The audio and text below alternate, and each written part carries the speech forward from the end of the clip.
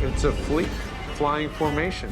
What we are revealing here is about the very nature of our reality. There's something in the sky above the rocket. We may be looking at the anomaly for the first time.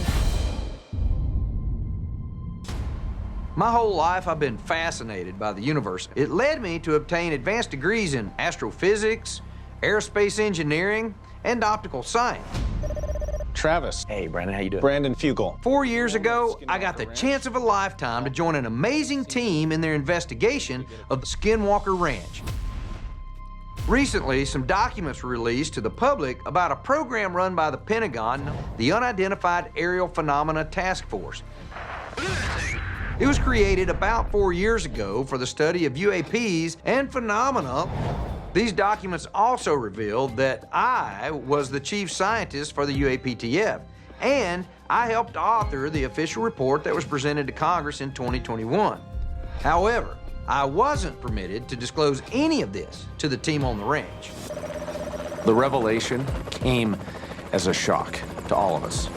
I found it to be confirmation that we are truly onto something. That first summer back in 2019, there were some signals that we had measured that I was concerned was a national security implication, this 1.6 gigahertz signal. I went to the Pentagon to brief to find out if this was us doing it or if it was somebody else doing it. Foreign adversaries. Yes, and so I had to report it to the right officials. Went to a room in the Pentagon and I briefed, and then this guy comes into the room and he asked everybody else but me to leave. And he said, I'm the director of the UAP task force. What I'd like to do is invite you to come on board and be the chief scientist for the task force. And it wasn't until he and I both retired within the last 6 months. And we were approved to reveal that we actually were part of that task force. Were they able to shed light on whether we're dealing with a foreign adversary or the nature of what we're recording here? It's not us, it's not anybody that we know of, so what is it? It was hard for me to keep information from everyone on the ranch because it's critical that we act and feel like a team. But I also completely understand why the government needed me to keep some things confidential. Now that I've left the UAP task force, there'll be no more need for secrets. Thank you, everyone, for your continued hard work. Let's press onward. We got a lot to do. I'm gonna take the color camera. We're gonna put it right up here. We welcome Burdette Anderson from a company called Photron Cameras to help us with a new experiment at the Triangle. He specializes in a high-speed camera system. Our plan was to launch rockets up through the Triangle where we've seen numerous UAPs and detected what we believe to be some kind of anomaly between 300 and 5,000 feet. Okay, it's on? Yeah. While Burdette photographed each launch at 1,000 frames per second with both color and infrared cameras. 3, 2, 1. Hey, did you see that? It turned before it could get to wherever the anomaly is. I noticed that in mid-air, it suddenly veered a little off course, like it ran into something invisible that deflected it. Hey, we got a light there that's moving. Where? Yeah, we got it. There it is, right there. No. Eric, we got something moving right overhead of us right now. Did it look like it just sped up to y'all? Yes. It did. It just sped up. I've got eyes on the ADS-B map. You know, I get aircraft as far out as 130 miles. There's nothing over us. There's nothing near us. It's still going. Look at it.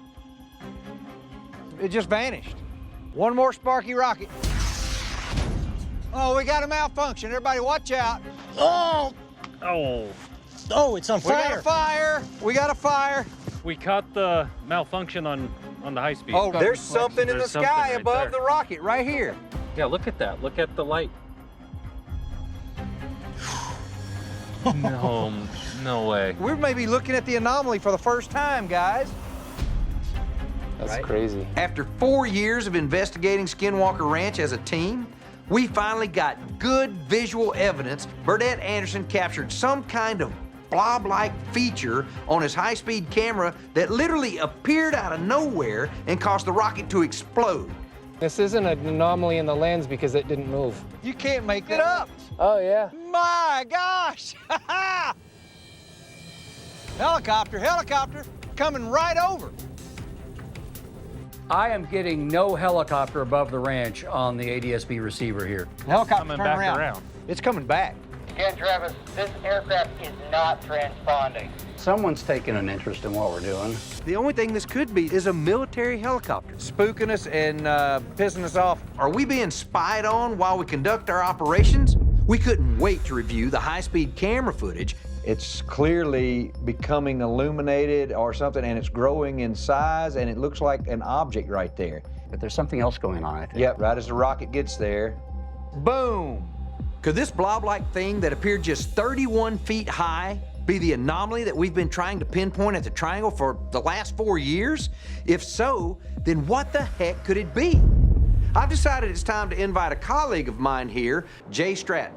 Jay was not only a career defense intelligence official for the federal government, but he was also my former boss in the Unidentified Aerial Phenomena Task Force. And between 2007 and 2011, he helped create and run a government program with former Skinwalker Ranch owner Robert Bigelow to investigate the bizarre phenomena happening on the property. We're going to use you today as part of an experiment, but I'm not going to tell you what that experiment is until afterwards because I don't want to taint the outcome of the experiment. I've heard him say many times how he strongly believes Skinwalker Ranch seemed to react to his presence. Eric and I have come up with an experiment to test if the ranch reacts to Jay being back here after 11 years. We should be good to go, guys. Eric has outfitted the Jeep. After our tour with Jay, we'll duplicate the exact route without him on the property. That will allow us to compare the collected data sets. We'll start the tour in the eastern portion of the ranch. From there, we'll head to the triangle, travel west past the Mesa drill site, and then on to Homestead 2. Where do you think the line was in the It was road? at that tree. I'm pretty sure that's the tree. We were on the ranch. It was about 11:30 at night. We walked down the road towards Homestead 2, and as we made that turn, there's a little tree casting a shadow line across the road. I said, "Do you guys feel that?" And immediately one of my teammates said, "Yeah, the hair's standing up on the back of my neck." And the temperature inversion was about right here too. It was a wall. You could put your arm through it and you could feel the cold versus the heat. On the second floor of Homestead 2, through the night vision device, we saw what resembled a dark, shadowy figure. It was up in there. We could see in the distance what looked like a shadow figure or a dark person. There is no floor there, though. That's kind of bizarre. After we visited the last stop on our ranch tour with Jay, we finished up with him and had him leave the ranch. The day after we completed the control run, Eric and I processed all the data. This follows all of the roads that we took.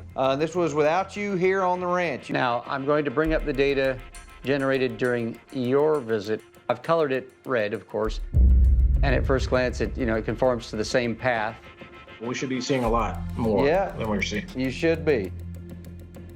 But now look where the data actually is. Way underground. Wow. And if you look, when you go to the next dip, that's where you stopped and said, this is the tree. It shows that Jay went underground just after passing the Mesa drill site. Then, once he moved closer to Homestead 2, it says he went over 1,000 feet below the surface. What could just you being in the car do to a GPS sensor to make it go haywire? This data strongly suggests that the ranch really does react to individuals, but why some more than others?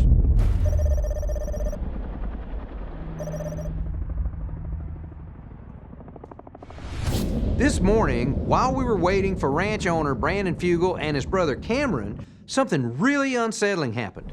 Is this not aggression? 2 U.S. military Chinook helicopters flew very low over the ranch, circling above the mesa and the triangle area for several minutes. And of course, they don't identify themselves. What were these military helicopters doing above the ranch, and why now? This is extraordinarily unusual. Obviously, there's ADS-B data that shows military aircraft. None. And there were no visible markings on them either. They were all blacked out. It seems the closer that we are getting to the answers, the more elevated military surveillance becomes. With that, gentlemen, Let's go ahead and commence the experiment. An experiment over the triangle to see if we can figure out just what in the world the blob-like anomaly could be. On top of the mesa, Thomas Winterton and I will launch rockets horizontally about 100 feet high through the anomalous zone above the triangle. You can get it right there. The second station will be in the middle of the triangle where Dragon and Joe Loeb will be launching rockets at the same time straight up through that zone as well. Cameron Fugel will fly Brandon, Eric, and Caleb in the helicopter above and safely off to the side of the triangle. Oh, yeah! Wait, Thomas, look, right there, right above the horizon. There's something moving this way. It's like, Orange light. yes. Do you guys copy? It's moving pretty fast. It's moving south quickly. It just switched off like a switch. We still got a lot of rockets to launch here. We're getting a lot of static interference on the radios. You know, I don't think I've ever seen noise like this before. Really? It's broad spectrum. Oh, what the hell? What do you got? Just something went by. It looked like small orbs. There's another one. At the same time, we're seeing these elevated levels of RF noise. He's only seeing them in this night vision technology. Here's one, right underneath us. I don't know whether to be terrified or excited. Brandon, I'm uncomfortable. Yeah, I've got this clenched feeling in my chest. I feel exactly the same. Pressing. Yeah, that's a good description of it. Yeah, let's take it down. Cameron made the right call. I say we close up shop and then start looking through the data. This is a camera on the exterior of the helicopter just above the mesa. Went behind the mesa. It appears as if there's a corresponding light and illuminated area, what I interpret to be directly below this thing. You know where that is? It's right by the petroglyph. An indigenous group known as Blazing Bear performed an ancient drumming ceremony in the east field right near a petroglyph and a spiral of boulders up on the mesa that were made hundreds of years ago and are believed to represent an interdimensional portal. A mysterious anomaly appeared on the mesa right on the spiral of boulders during the ritual. Then, two large sphere-like orbs suddenly appeared and flew right into it. Did we stimulate the same thing last night? Mesa out of the mesa. It looked just like what I was seeing in my night vision at high altitude. You realize that we're talking about objects looking like they're flying into the actual stone of the mesa and then appearing and coming back out. I have to think this is going on more than we have suspected to this point. Absolutely. It's awful lucky for us to fly once and see this, right? Yeah. Awfully Yeah. lucky. Yeah. You ready for this? Let's get to moving. For tonight's experiment, the teams will be situated all around the triangle. The guys from New Salt Laser will have 3 space cannons positioned at each corner of the triangle, projecting high-power beams that will encompass the anomalous zone. But that's just the beginning of what we're doing tonight. We're also going to scan the nearby mesa with a projection laser. You're good. It will be broadcasting audio that we recorded during a recent sound ritual experiment with an indigenous organization named Blazing Bear. Finally, the team from Sky Elements fly 250 illuminated drones equipped with GPS sensors in pre-programmed formations. Hopefully, it will further help us pinpoint and identify what the phenomena we've detected there actually could be. All right.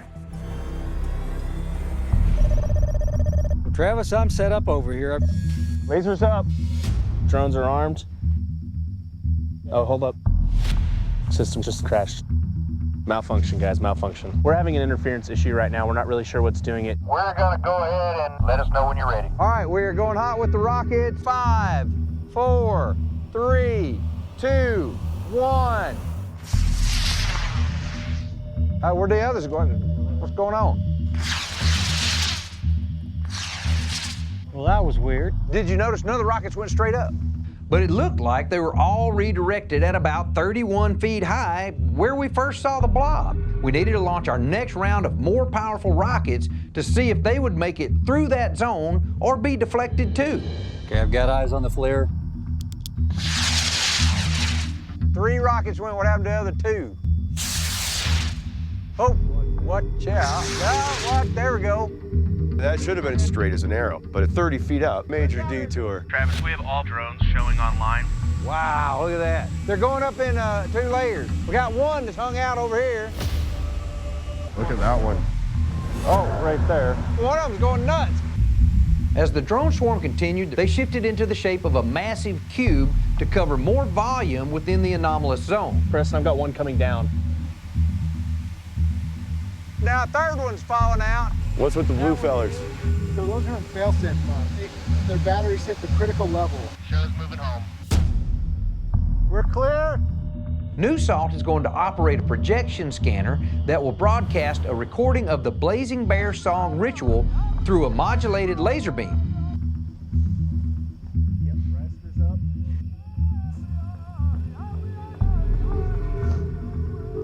We could suddenly hear a different, mysterious signal interfering with it. There's some other modulation going on there. All right, this is gonna be a staggered launch.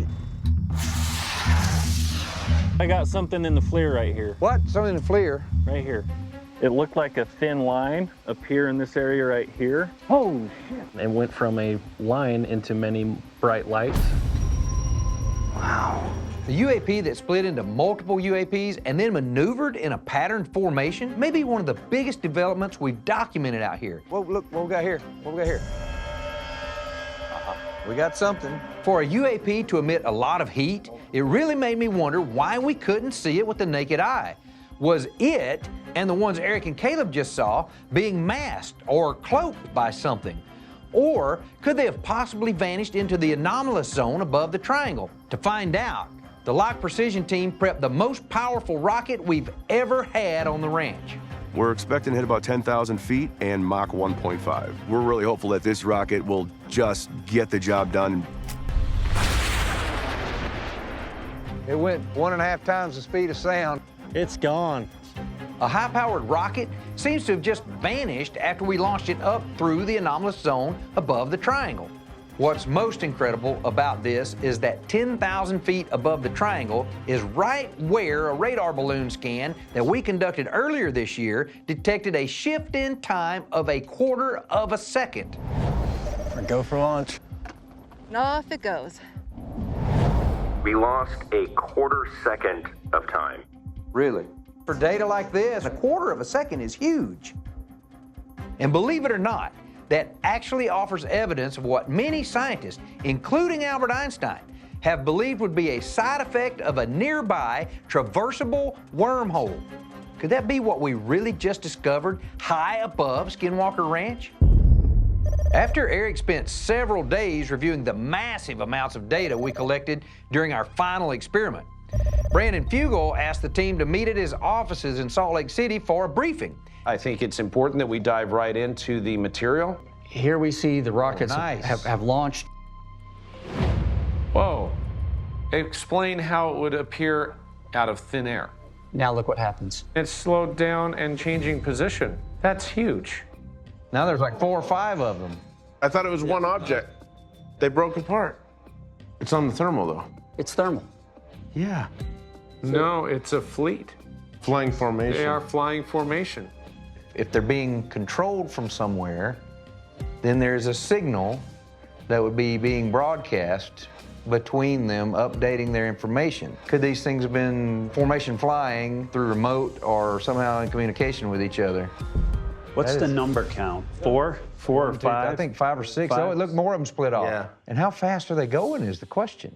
This is one of the most fascinating pieces of data so far in the nearly 4 years that I've been coming out to the ranch. This is straight from the LiDAR. You can see this is the road that makes the triangle. There's a black spot here. So black is no data returned at all. So are we seeing a wormhole or portal? Is it possible that the strange void detected with their LiDAR really is an image of a wormhole above the triangle? There are a lot of things that are compelling that are going to need further consideration and research. We've documented so many kinds of phenomena over the last 4 years on Skinwalker Ranch. Jim Royston and his colleagues at Omnitech believe they can outfit the entire ranch with sensors that will use artificial intelligence to help give us definitive answers in the future. I'm very optimistic about the collaboration opportunity with Omnitech. This is a group of individuals with military intelligence experience. They have remarkable technologies at their disposal. We're excited. It's exciting to be part of it, so I appreciate that. What we are really revealing here is about the very nature of our reality. Thank you all for being part of this incredible journey.